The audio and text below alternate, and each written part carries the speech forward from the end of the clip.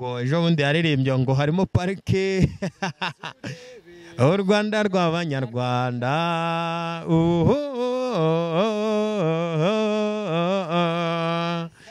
uru ni u Rwanda rw'abanyarwanda harundi ejo bundi yaririmbye ngo ngukumbuje u Rwanda rw'imisozi igihumbi rwuje inka zidateka urw'abanyarwanda bahuriza hamwe imbaraga bubatse igihugu ngukumbuje u Rwanda.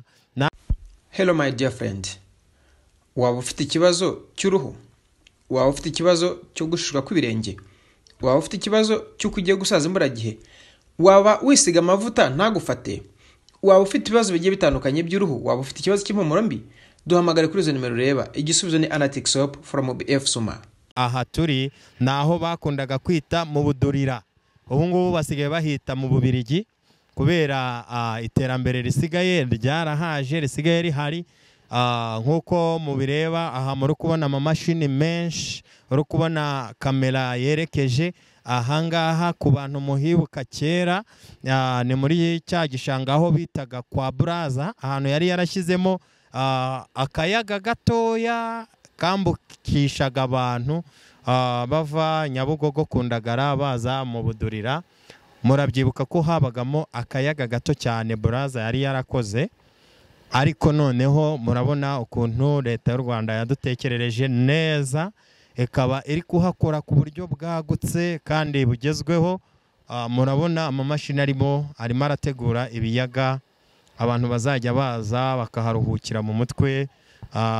Hazaba harimo amafi, bazagira igice kizaba kirimo utunyamaswa dutoya n'ibindi, ku buryo uzajya uhagera rwose ukumva uraryoherewe rwose. Urabona yuko bimwe mu biyaga bari kuhategura hari kimwe basa nkaho bari kugera ku musozo, muri kukibona hano ku ruhande bamaze gushyiramo n'amazi, usibye ko batararangiza imyiteguro yo kugikora, ariko nk'uko mubireba murabona ko cyenda kurangira, hasigayeho ibintu bikeya uko byasa kose.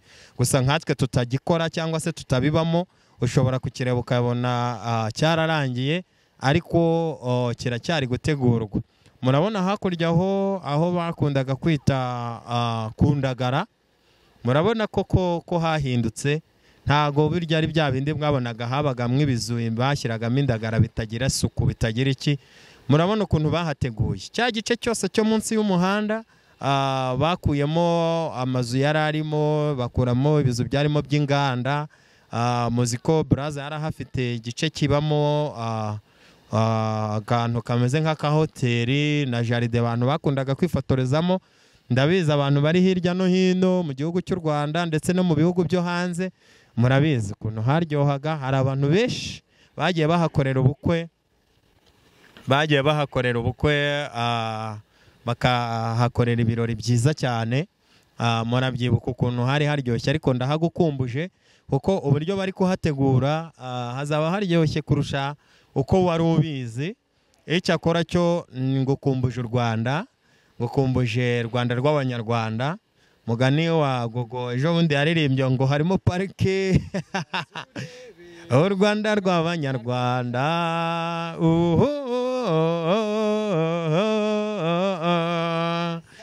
uru ni u Rwanda rw'abanyarwanda harundi ejo bundi yaririmbye ngo ngukumbuje u Rwanda rw'imisozi igihumbi rwuje inka zidateka urw'abanyarwanda bahuriza hamwe imbaraga bubatse igihugu ngukumbuje u Rwanda.